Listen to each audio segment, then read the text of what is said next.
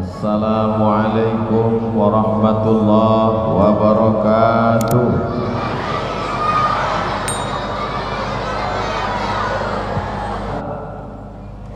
Hadirin hadirat, muslimin muslimat, mukminin mukminat yang belum kawin dan belum bersunat, semuanya insya Allah dimuliakan Allah subhanahu wa ta'ala. Amin ya rabbal. Malam ini paduka yang mulia mengajak kita haul Maulana Sultan Abi Bakar Al-Ghadri dan Maulana Sultan Abdul Hamid II. Makna yang tersembunyi di balik haul ini adalah supaya kita mengenang berbakti kepada orang. Ini maknanya. Sekarang banyak orang tak lagi ingat. Jamaah datang berjumpa Ustadz Abdul Somad. Ustadz, saya ziarah ke makam abang saya. Lu tinggi, rumputnya setinggi tegak lalang Pak Ustadz. Setelah meninggal dunia tak lagi dikenang, tak dikirim apa-apa. Malam ini kita berkumpul bersama untuk Maulana Sultan Abi Bakar Al-Ghadri, untuk Maulana Sultan Abdul Hamid II, untuk para sultan, pendiri, muassis yang sudah mendahului kita kesultanan Islam, kebanggaan umat di Nusantara. Syai'ul lillahi wa lahumul Fatihah. A'udzu billahi minasyaitonir rajim. Bismillahirrahmanirrahim. Alhamdulillahi rabbil alamin. Ar-Rahmanir Rahim, Maliki yaumiddin. Iyyaka na'budu wa iyyaka nasta'in. Ihdinas shiratal mustaqim, shiratal ladzina an'amta 'alaihim ghairil maghdubi 'alaihim waladdallin. Amin. Apakah sampai kiriman Al-Fatihah kita kepada sultan-sultan ini?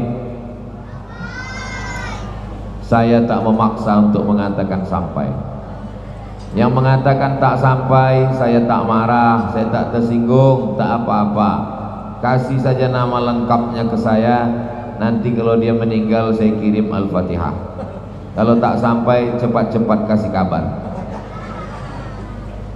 Kenapa Ustadz yakin bahwa bacaan Al-Fatihah yang Ustadz bacakan tadi sampai? Dalil yang pertama, ketika Nabi mengatakan kepada Ummul Mukminin Sayyidatuna Aisyah radhiyallahu anha, kalau lewat di pemakaman Baqi jangan diam saja, ucapkanlah salam. Assalamualaikum ya ahlan diyar minal mu'minin wa inna insyaallahu bikum lahiqun. Yarhamullahul mustaqdimina wal mustakhirin. Nas'alullaha lana wa lakumul afiyah. Itu dalil bahwa doa sampai. Kalau tak sampai doa untuk orang meninggal dunia, takkan kita disuruh mengucapkan salam ketika melewati makam. Salam itu terbagi tiga. Salam yang pertama wajib dijawab, itulah salam saya, salam paduka yang mulia, salam protokol, salam para habaib. Assalamualaikum warahmatullahi wabarakatuh.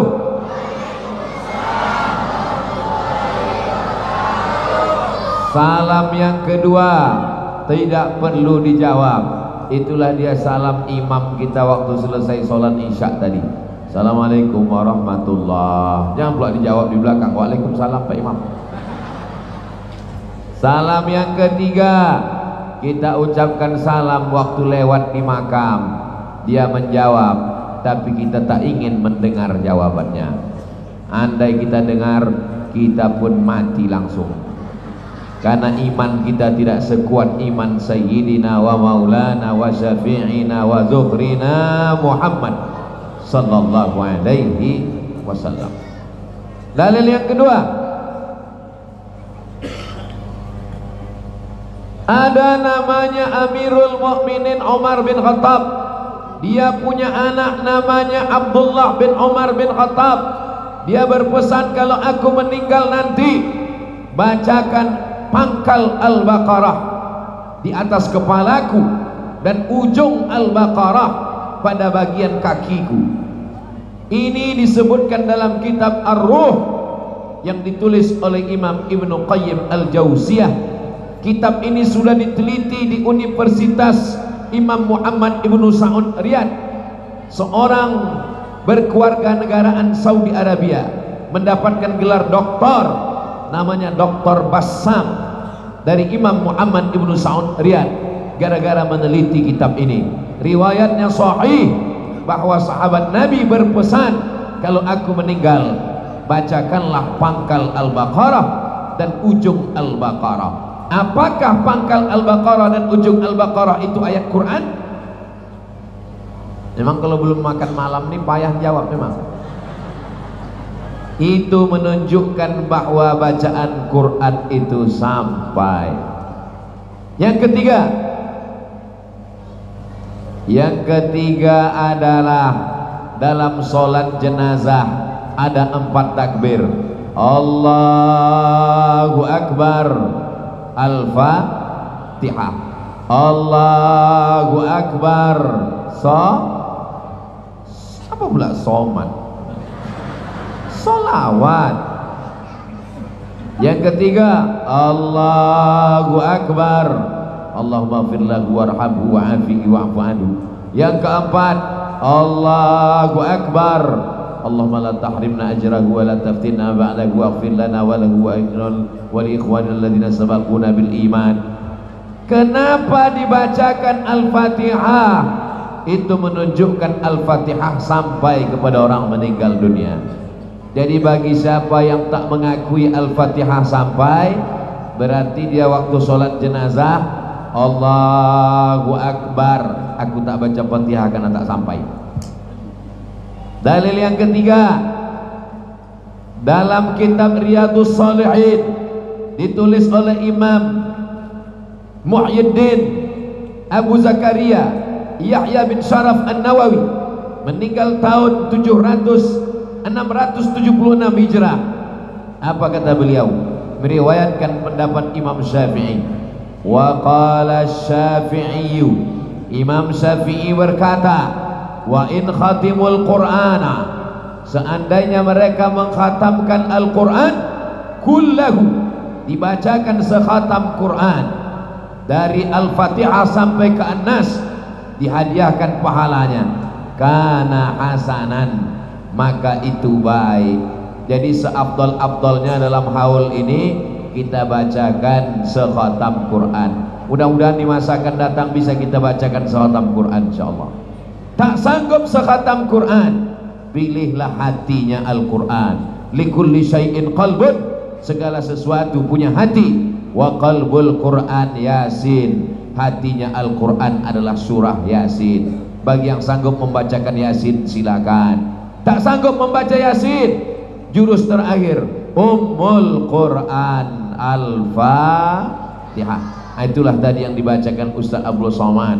Membacakan sekhatam tak sanggup, membaca Yasin tak mampu, jurus terakhir induknya Al-Quran Al-Fatihah. Kalau ada yang malam ini tak sanggup juga membacakan Al-Fatihah, maka alhamdulillah, sungai dekat sini kan.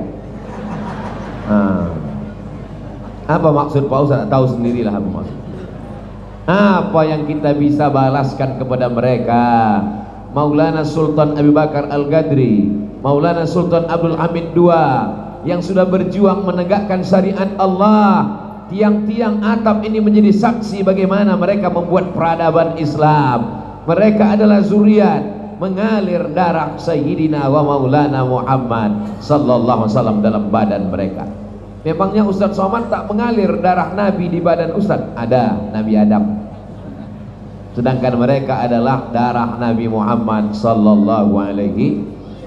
Nabi Muhammad punya anak perempuan namanya Sayyidatuna Fatimah.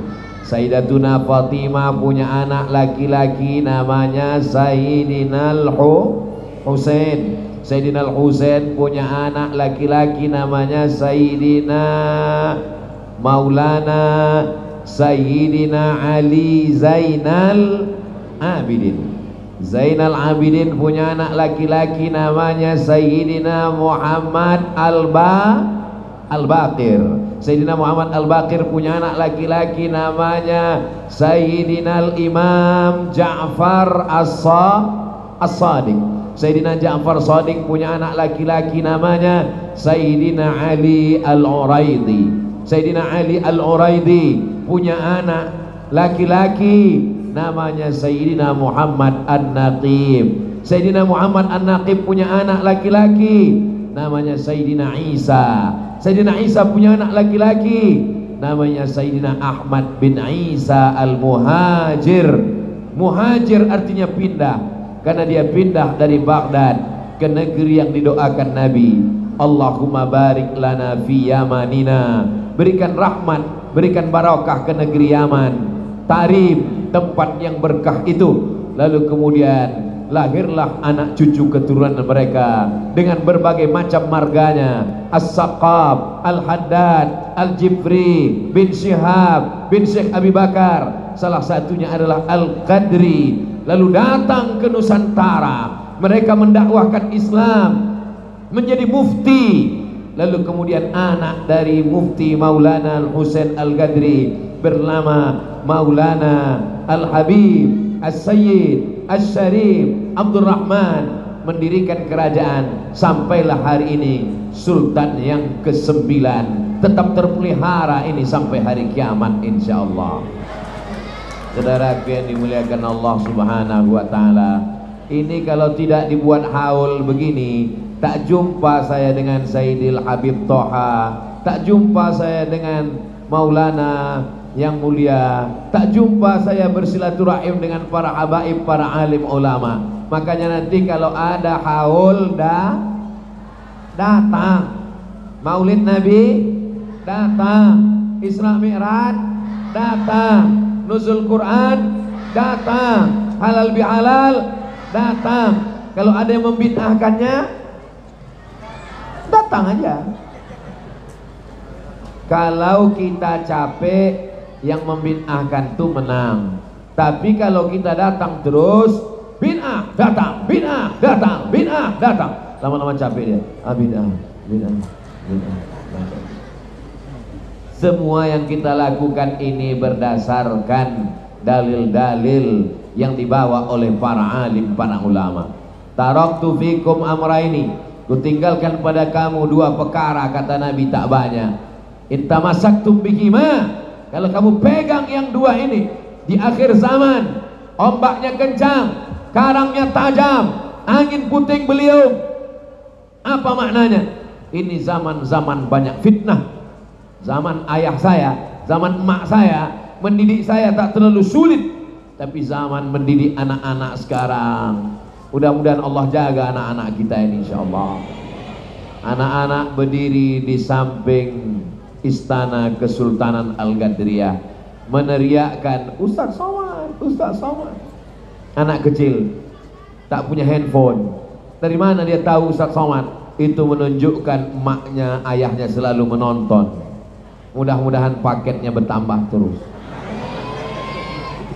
Saudaraku yang dimuliakan Allah Subhanahu wa taala, Nabi lewat di suatu makam, diambil Nabi pelepah kurma, fasyaqqahu nisfain, dibelahnya kurma itu menjadi dua. Pelepah kurma itu ditusukkannya ke satu kuburan, ditusukkannya di satu lagi. Sahabat bertanya, lima fa'alta hadza ya Rasulullah? Untuk apa kau lakukan ini wahai Rasulullah? Kenapa kau belah pelepah kurma ini ya Rasulullah? Kata Nabi, la'allallaha an yukhaffifa 'adzabahuma ma lam yaibasa. Semoga sementara pelepah kurma ini basah, pelepah kurma ini bertasbih, selama dia basah, tasbihnya meringankan orang yang ada. Dikomentari hadis ini dalam Sahih Muslim, datang Imam An-Nawawi, imamnya mazhab Syafi'i, Ahlus Sunnah wal Jamaah. Inilah dalil bahwa bacaan Quran sampai. Sedangkan tasbih pelepah kurma saja sampai, tasbih pelepah kurma saja bisa meringankan azab, apalagi bacaan Quran orang beriman. Kira-kira dalil-dalil ini bisa diingat? Tolong diingat, ini akan masuk dalam UAS, ujian akhir semester. Salatullah salamullah ala taha rasulillah. Salatullah salamullah ala yasin habibillah. Ini saya tak nampak ini ujungnya karena gelap. Tolong yang punya handphone baterainya masih ada, tolong hidupkan senternya dulu. Kalau handphonenya tak ada senter, nanti kita belikan senter. Salatullah salamullah ala taha rasulillah. Salatullah salamullah ala yasin habibillah. Tawassalna bismillah wa bil hadi rasulillah wa kulli mujahidin lillah bi ahlil badri ya Allah. Salatullah salamullah ala taha rasulillah. Salatullah salamullah ala yasin habibillah.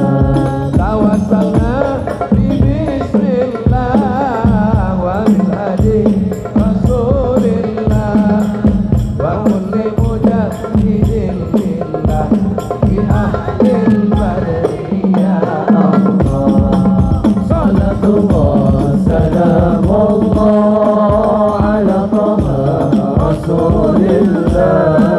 Salatullah salamullah ala yasin habibillah. Aku tinggalkan pada kamu cuma dua. Yang pertama kitab Allah Al-Quran. Apakah orang Pontianak Kalimantan Barat masih berpegang pada Quran? Serius? Saya yakin dan percaya itu. Kenapa? Karena saya dan Ustadz Luqmanul Hakim pagi tadi menyaksikan 3 bulan sekali anak-anak di Pontianak hafal Quran 30 orang. Allahu Akbar. Yang sudah hafal 1.500, target ke depan 5.000 orang Pontianak Kalimantan Barat menjadi para penghafal Quran. Satu lagi tempat berpegang. Siapa dia? Wa itarata ahli baiti. Berpegang pertama Quran, tapi dalam Quran tak dijelaskan bagaimana cara pakai sorban, bagaimana cara sholat, bagaimana cara puasa. Maka yang menjelaskan itu kata Nabi, itarata ahli baiti, ahli baitku, keturunanku, para habaib. Apakah di Pontianak ada habaib? Mereka datang kemari tidak hanya sekedar mengajarkan asyhadu an la ilaha illallah wa asyhadu anna muhammadan, tapi mereka membangun peradaban Islam. Sultan yang ke-9, istananya tegak berdiri. Kita belajar fikih sholat, ada fikih puasa, ada fikih jenazah, tapi juga dalam Islam ada fikih siasah, ada politik. Mereka mengajarkan kita. Dalam mazhab Syafi'i ada ulama besar namanya Imam Al-Mawardi. Siapa namanya? Meninggal tahun 450 Hijrah. Nama kitabnya Al-Ahkam As-Sultaniyah, hukum hakam kesultanan. Maka datang keturunan Rasulullah ke Nusantara untuk mengajarkan fikih ibadah, fikih sholat, fikih haji, tapi juga mereka mengajarkan fikih politik. Mereka mendirikan kerajaan-kerajaan Islam. Dari ujung Sumatera, kampung halaman kami di Riau, datang seorang habaib.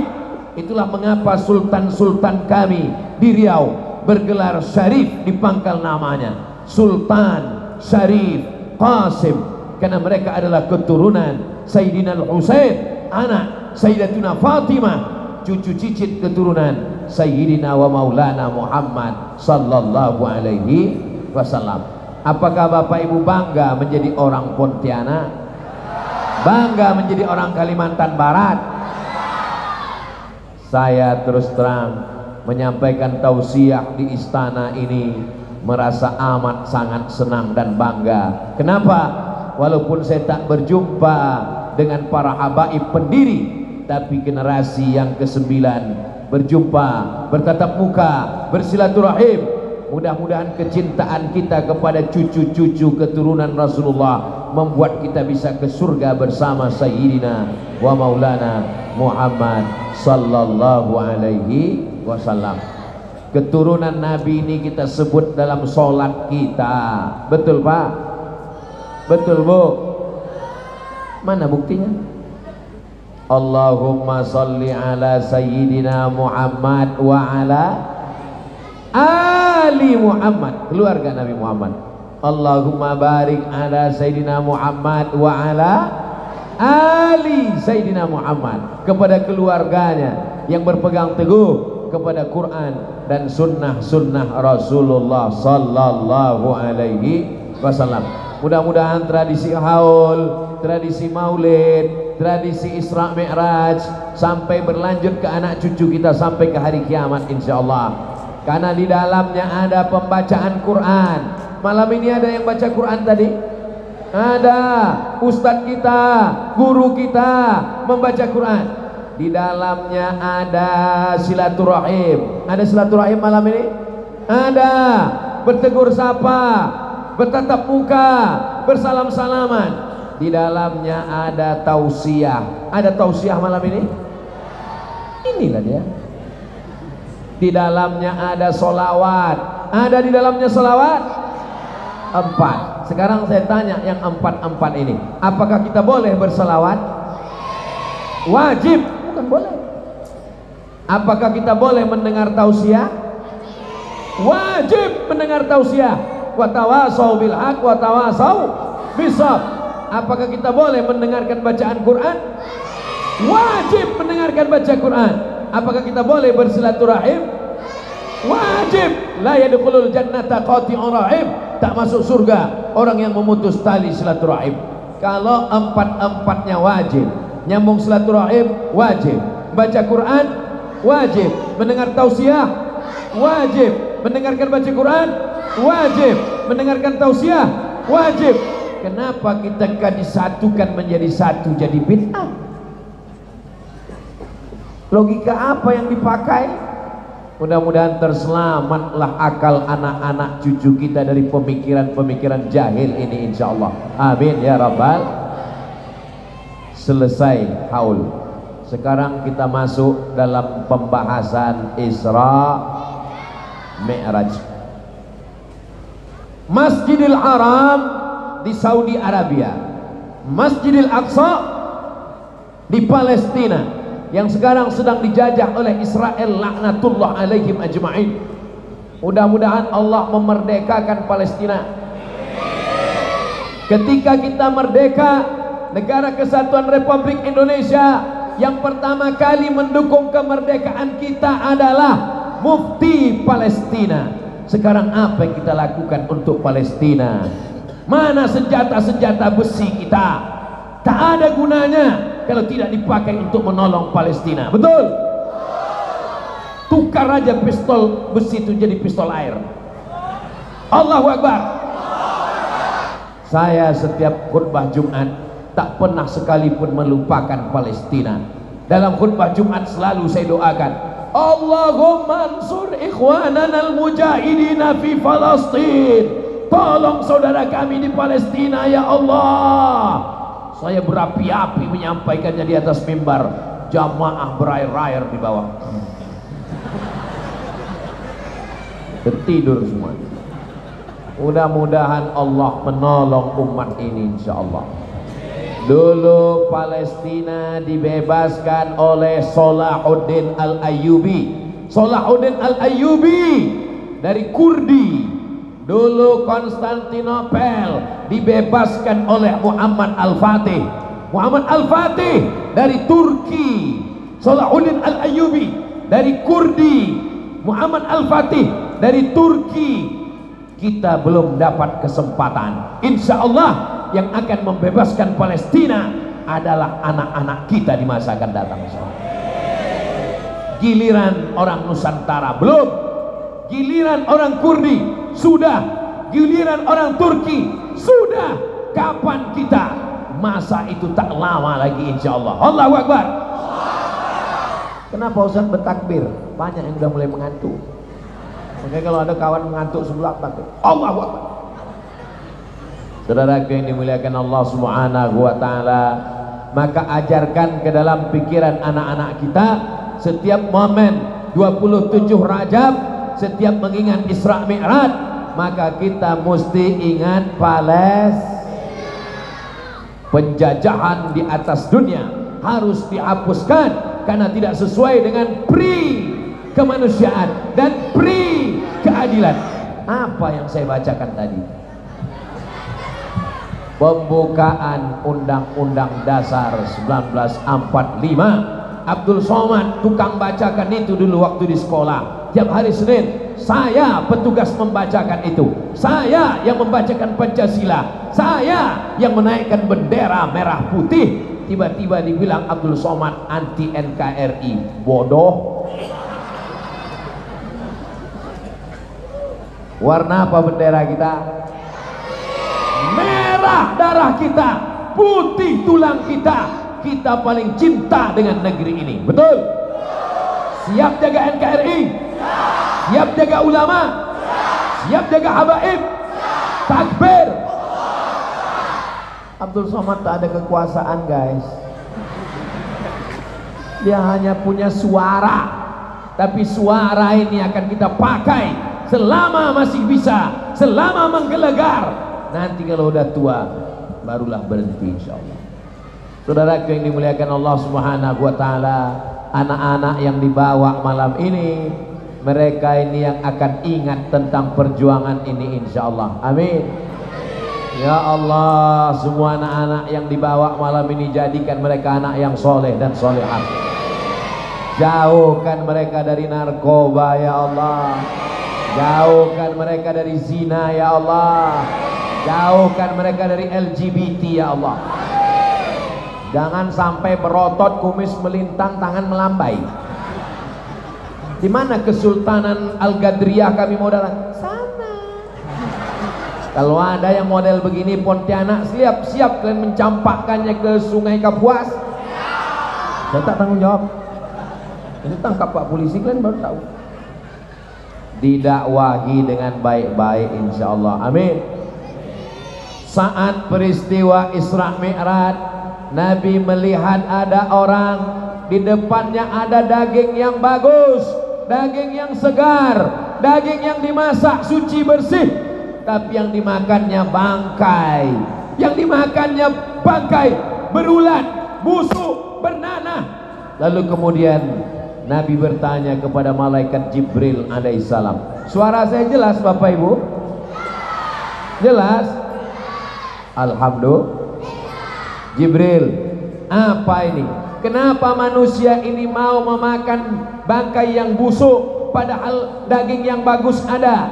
Kata malaikat Jibril alaihissalam menjawab, itulah manusia akhir zaman yang mau kepada yang haram. Selingkuhan itu indah, cinta satu malam, pulang-pulang berbadan dua, selimut tetangga.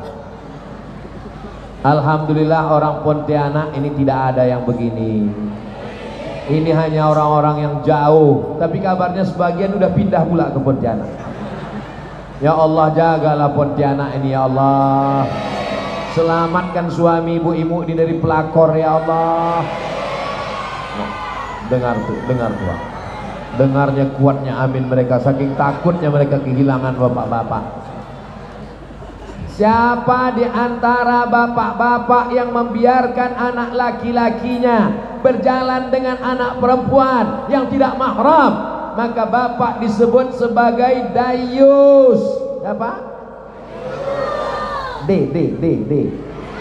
Bukan gayus. Gayus itu yang makan duit pajak tuh. Dayus. Dayus. Siapa itu dayus? La yagharu ala maharimihi, tak ada rasa cemburu kepada mahramnya. Malam apa ini? Malam Ahad, malam libur, jalan penuh, datang anak lajang mau mengajak anak gadis di Pontianak jalan-jalan ke tepi sungai, jalan-jalan ke jembatan. Bukan bepantun, apa pula cakap? Cakep. Dek, ini kan malam libur ini. Ayo kita jalan ke tepi sungai. Apa kata anak perempuan di Pontianak? Tidak, saya tak mau berjalan. Kalau memang kau jantan, kalau memang kau perkasa, jangan bawa aku jalan-jalan, tapi pinang aku dengan bismillah.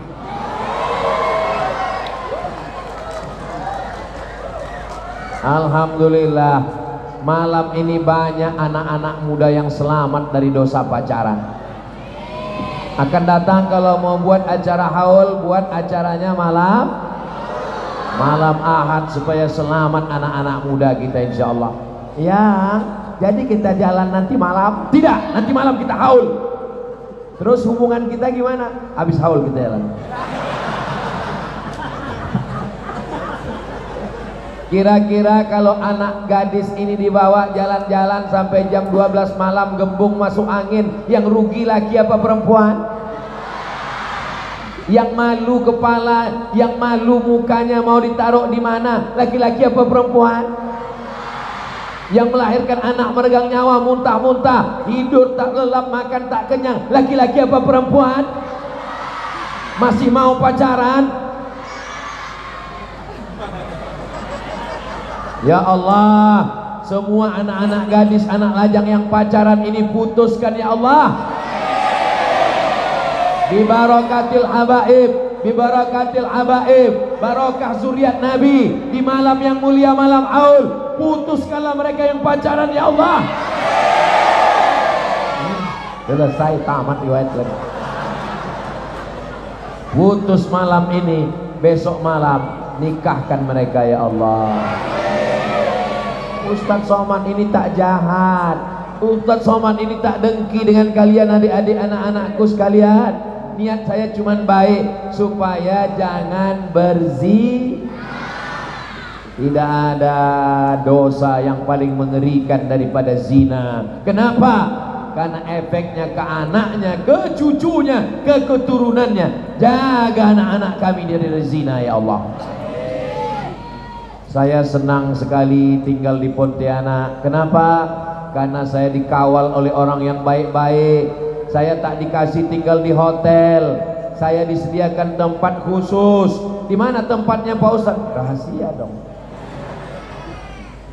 Sudah pakai peci, sudah pakai baju koko, sudah pakai baju Melayu, sudah pakai sorban, tinggal di hotel. Menengok orang pakai baju belum selesai dijahit, ada resleting belum dipasang, ada kancing tanggal, mau ditengok awak ustad, tak ditengok salah pencit lip. Tapi alhamdulillah di Pontianak selamat semuanya.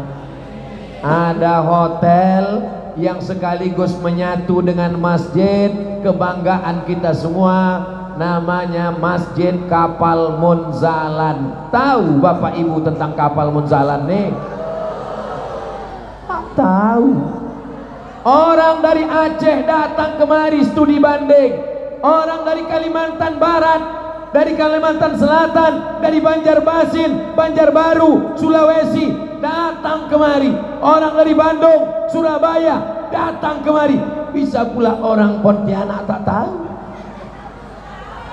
Tahu. Alhamdulillah. Semoga semakin banyak tempat-tempat yang penuh keberkahan ini insyaallah. Nih pentingnya Isra Mi'raj. Supaya apa? Semua yang dilihat Nabi ketika Isra Mi'raj ternyata muncul di akhir zaman, dan kita sudah diantisipasi itu, maka diulang terus peristiwa Isra Mi'raj. Ada Isra Mi'raj di kantor, datang. Isra Mi'raj di masjid dekat rumah, datang. Isra Mi'raj di istana, datang. Isra Mi'raj di kampung, datang, duduk, dengar, diam.